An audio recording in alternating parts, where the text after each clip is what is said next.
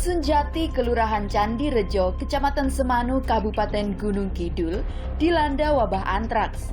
1 orang warganya meninggal dunia akibat wabah ini.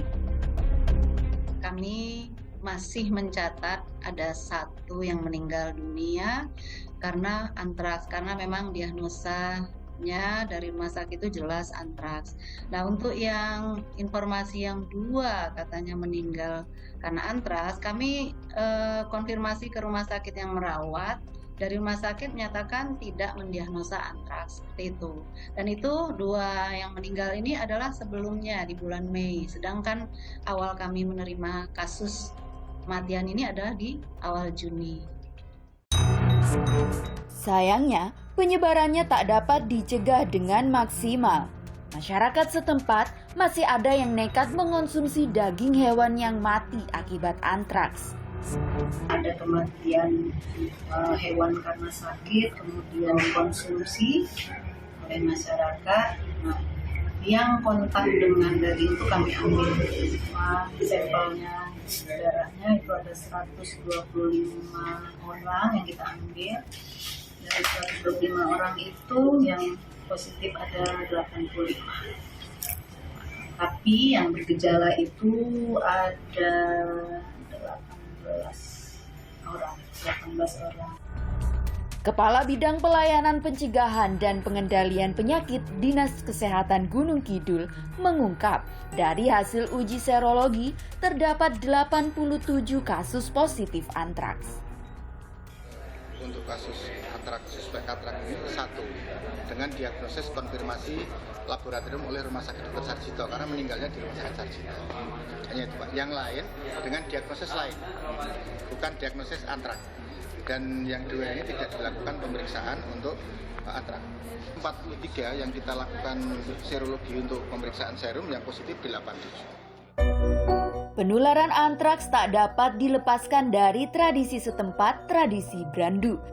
Dalam konferensi pers akun YouTube Kementerian Kesehatan, Direktur Kesehatan Hewan Dirjen Peternakan dan Kesehatan Hewan Kementerian Pertanian, Nuryani Zainuddin, mengungkap adanya tradisi Brandu ini.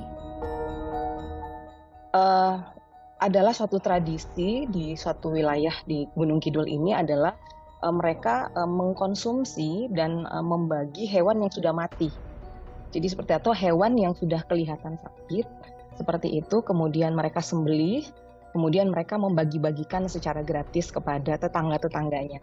Nah, itu yang disebut sebagai brandu atau purak ya, sebenarnya lebih detailnya. Dalam laman Kompas, Kepala Bidang Kesehatan Hewan atau DPKH Gunung Kidul Retno Widyastuti mengatakan, tradisi yang sebenarnya bertujuan baik ini justru menjadi kendala untuk mencegah penyebaran antraks di daerahnya. Sebenarnya itu tujuannya bagus. Pas saya di sana bilang kalau mau brandu ya brandu barang sehat gitu. Barang bermutu, jadi tidak membahayakan manusia. Tindakan menyeluruh telah dilakukan untuk mencegah penyebaran antraks ini. Balai Besar Veteriner Wates, Yogyakarta, memeriksa sampel tanah di lokasi peternakan warga untuk memastikan tempat tersebut telah aman dari antraks. Kita mengambil sampel tanah lagi hari ini untuk memastikan bahwa yang sudah dilakukan di sini itu bebas spora antraks. Kalau rencana ada berapa titik sampel yang akan diambil pada pagi ini? Rencana yang jelas hampir semuanya nanti yang di situ lokasi, bukan tapi semuanya lokasi tempat pemotongan, tempat tentunya berani nanti akan diambil sampel. Harapan warga, wabah ini bisa segera ditangani agar kehidupan mereka bisa tenang seperti semula. Harapannya Pak kepada pemerintah terkait dengan penanganan antraks seperti apa? Mungkin sakit saya wonten keluar jalan keluaran saya. Kacangnya rampung ngoten. Dan pengennya itu segera ditangani dari dinas kesehatan. Pengennya warga itu segera dinas kesehatan di sini bagaimana cara mengatasi yang positif biar segera pulih kembali sembuh gitu. Wabah antraks menjadi masalah bagi warga yang menyandarkan hidup pada ternaknya. Pengendalian wabah menjadi tugas bagi semua untuk bijaksana dalam menjalani kehidupan. Tujuan baik sebuah tradisi belum tentu membawa dampak yang positif jika tak disertai dengan pengetahuan pada dampak yang mungkin saja terjadi dalam sebuah tradisi yang telah lama diyakini.